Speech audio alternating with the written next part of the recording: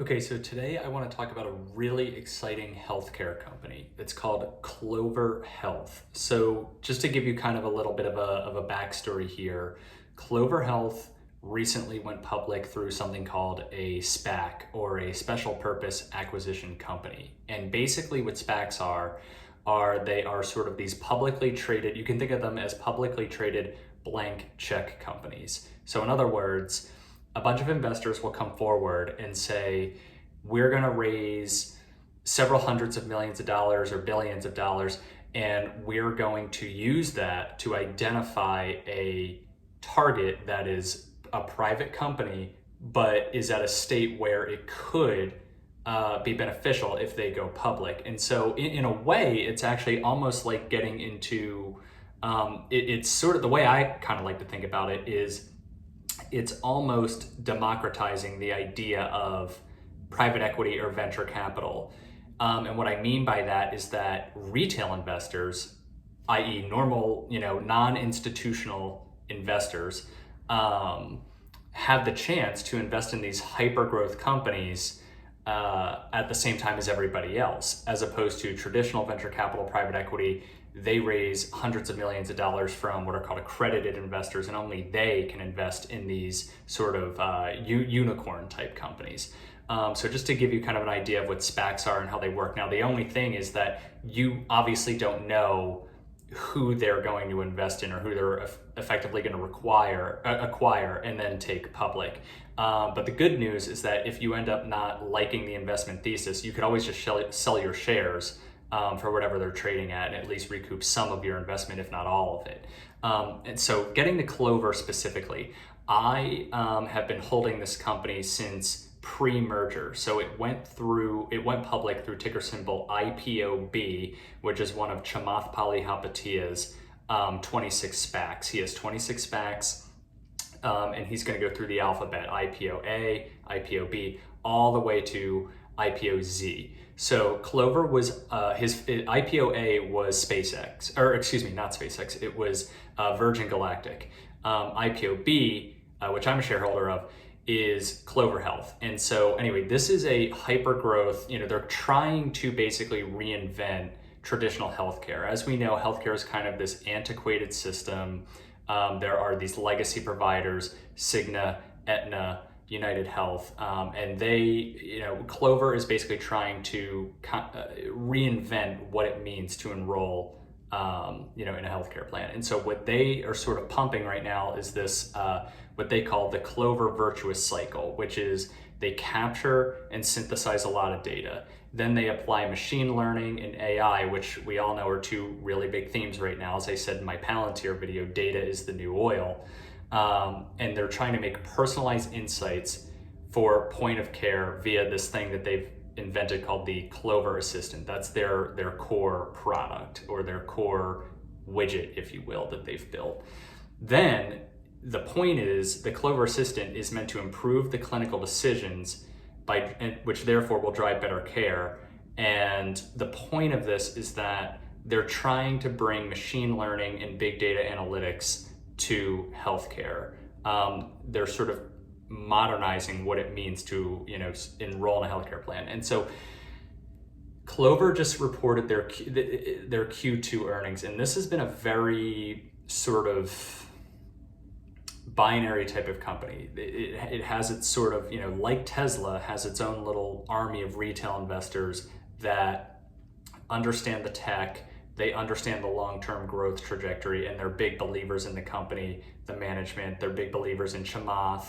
And then there are sort of, some, again, just like Tesla, there's kind of some haters out there. They don't get it. They don't like it. They're saying that, even though the company's generating a ton of revenue, they're also losing money, and that the business model is actually broken. It doesn't actually work.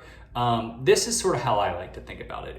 This is, in my opinion, a growth company. And basically every company in my portfolio is a growth company. So most companies that I hold are either losing money, or they're now starting to generate profits after years of holding them while they were losing money. And so for me, someone who's young, I'm okay with a company losing money, so long as that there's actually a path to profitability in the future. And I mean a legitimate path, not sort of a modeled out path where if these 90 things happen, they'll start generating a profit. And for me, Clover fits that profile. I think there are a lot of levers that they can pull on the product side to continue to increase the top line. And there's also a lot of things they can do to manage their cost profile and expand their margins over time in the long term. And so for me, for now, this is going to be a long-term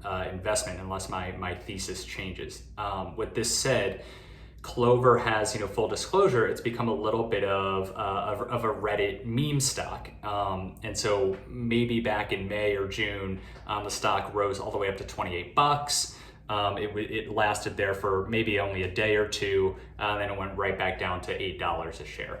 And so in instances like that, it can be very difficult to not panic sell or even shave some of your position just to at least make your initial investment back. But for me, when I make investments, I'm thinking, can I hold this for the next 10 years? And even if it shoots up, do I think it's going to surpass that, over the next 5 to 10 years? And if the answer is yes, I'm typically not gonna sell. But not a bad idea to at least try to recoup your initial investment. Just throwing that out there for sort of general investment advice. But let's get into the Q2 earnings here, okay? They delivered $412 million in total revenue, which was 140% year-over-year growth. This is astonishing. It's almost borderline frightening how fast this company is growing. Just to put it into context, when at the end of Q1, they were saying that they were going to be around 800 or a little over 800 million in revenue by the end of the year, and probably on a run rate of $1 billion for 2022. Now they're saying they're going to do 1.4, 1.5 billion of revenue this year in 2021, and that there's a lot of sort of tailwinds going into 2022. So this is kind of insane because the equity research analysts, and they have some very good banks that cover them: Bulge Bracket, Credit Suisse, JP Morgan, Bank of America. These are very large, institutional investors and very large banks, with some very intelligent, very talented, equity research analysts. The consensus revenue estimate was around 200 million, and they did over 400. So this is kind of mind-boggling. Basically what's happening is they launched this thing called direct contracting, which contributed a ton of growth in this most recent quarter. Their lives under management also doubled from Q1, and that's Q1 2021. It's not year over year doubling. Just from 3 months ago, their lives under management have doubled. What's got me really excited is that next year they have 101 new counties that they're going after in 2022. So they're moving and expanding into new states. Right now, Clover is kind of concentrated in the New Jersey, New York area, but they are moving at a frightening pace to expand nationwide. And what I think about is, okay, they have this direct contracting thing that they just launched, which contributed a ton of new revenue in Q2. They didn't even have this product in the beginning of the year. So they would have even had it could be even closer to 2 billion in revenue this year. And they're in more counties in Q2 than they were in Q1. And now they're going after 101 new counties next year. There is a ton of room for growth for this company, which is the bottom line. If you wouldn't even think about it it's hard to even try to normalize this business, because you would think, well, on an app, it's almost like a same store sales analysis for retail companies. They're already in significantly more counties today than they were 3 months ago, than they were 6 months ago, 8 months ago, 12 months ago, whatever. So this is clearly why they're growing at such a rapid pace. There's as I said, there's long-term structural tailwinds, but there's also some challenges due to the effect of COVID-19. And I'll let you guys can listen to the earnings call, or at the very least, read the earnings transcript, because they do comment on how COVID-19 has affected their business and what they think that means, at least in the short to intermediate term. But again, what's more important to me is the long term. And so, I honestly think that this company is, what I would rate a speculative buy. And what I mean by that is, they have good backers. Chamath obviously has a very successful investing history, as well as a very successful just sort of working history, right? I mean, he worked at AOL, he worked at Facebook. He understands how businesses are built. He understands that, sort of once in a lifetime, once in a generation growth isn't just created overnight. But he's an operator, and I like that. And to be clear, Chamath is not the CEO of this company or anything. He's just who took them public. But their CEO is the founder. Their CTO, Andrew Toy, is this unbelievably intelligent guy, former Google guy. They just hired a chief strategy officer, and he spent time at Palantir. Everybody knows, I love Palantir. I think they're going to revolutionize what big data analytics and data-driven insights even mean. I wouldn't be surprised if Clover is leveraging the Palantir platform right now. And if they're not, I would very much think they're going to become a Palantir customer in the future.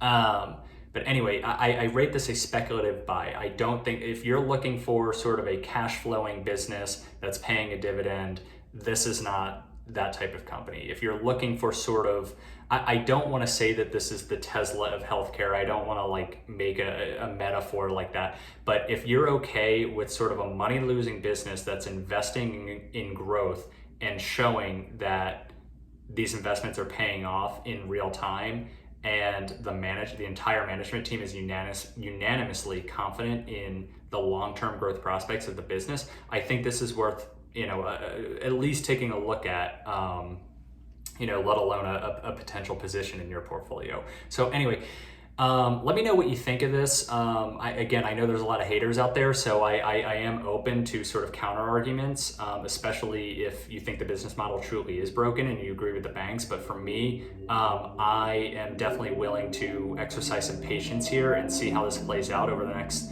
certainly few quarters, if not, the next few years. And unless my thesis change, I don't plan on liquidating the position. And as I said, I've been holding pre-merger, and I haven't sold a single share. So I didn't sell during sort of the squeeze that happened a few months ago. Will another squeeze happen? I don't know, maybe. I do own some call options for 2023. Should a squeeze event occur, I'm definitely going to liquidate those and at least, make my investment back and then some. But anyway, let me know what you think of Clover as a company, this video, and if you think I missed anything, I definitely am curious, what everybody else thinks too. Thanks for watching.